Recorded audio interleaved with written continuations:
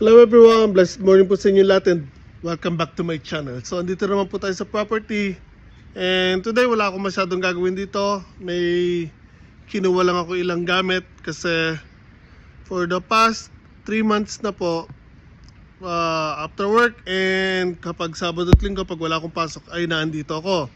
So totally wala na akong nagagawa sa bahay. So now, January na, it's actually January 4. So, hindi ako nakakapaglinis sa bahay, hindi ako nakakapag-ayos sa bahay. So, today may kinuwala ko ilang gamit kasi bago magpasukan. So, 2 days na lang, balik na naman sa trabaho. So, again, wala akong nagagawa sa bahay.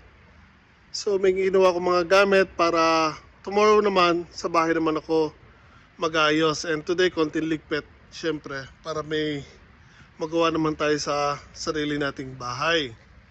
So, again, ayan po. Sobrang lamig na po. Nag-yelo yung lupa. So, yung mga walang yelo dahil natapatan na po ng sinig ng araw kaya natunaw na. And ang bundok, ayan po. So, unti-unti na natutuyo yung mga dahon. So, yung bakod, ayan, as of now, nakatenga pa rin kasi again, hindi pa tayo nakakabili ng mga panibagong bakal, lamps.